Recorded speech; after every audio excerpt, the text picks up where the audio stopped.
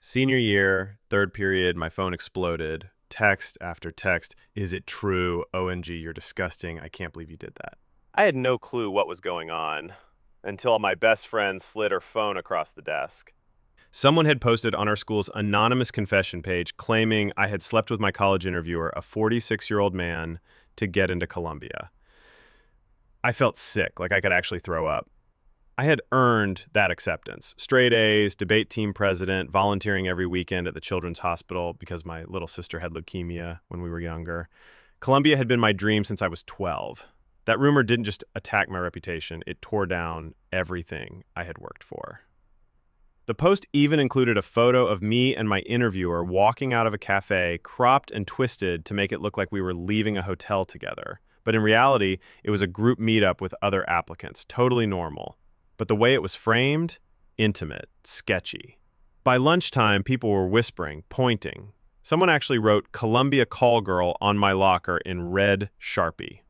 Then the principal called me into her office. Parents had started emailing, concerned about college admission ethics. I knew exactly who was behind it, Madison. She'd been telling everyone she was a shoo-in for Columbia since sophomore year. Her uncle was a big donor. When I got in and she didn't, something in her snapped. The worst part? My interviewer, a kind, married father of 3, started getting harassed. People were DMing his wife, accusing him of being a predator. I went home and cried for hours. Then my little sister called me. She said, "Remember what Mom always says? The truth leaves tracks." That's when everything shifted. Madison had this weird quirk whenever she lied. She'd touch her necklace and say, "Cross my soul," instead of "I swear." Always had, even back in middle school. So I started digging through the confession page, and I found it. 3 older anonymous posts targeting other students who had beaten Madison for class president, valedictorian, and even prom chair. Every single one used her signature phrase, "cross my soul." None of the other posts on the page used that wording, ever. Then I got lucky. The confession site required a school email to submit posts, even though the name stayed hidden. I asked my friend in the coding club to look into it. Turns out the system logged IP addresses. And guess what? All 4 rumors, including the one about me, came from the exact same IP address as Madison's school-issued laptop. The evidence? Rock solid. I printed it all. Screenshots, the IP logs, a full timeline showing how every rumor lined up perfectly with something Madison lost, but I didn't go to the principal.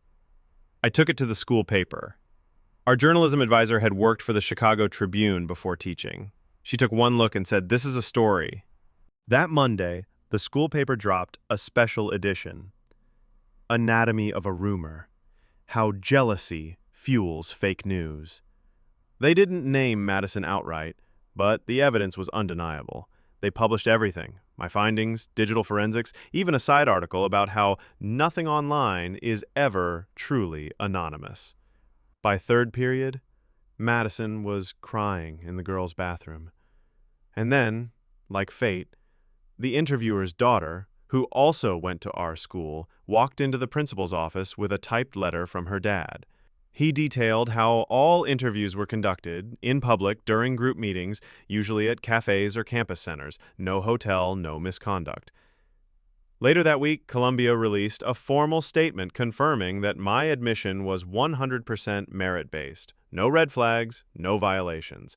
They even added a new scholarship for students who demonstrate exceptional integrity in the face of adversity.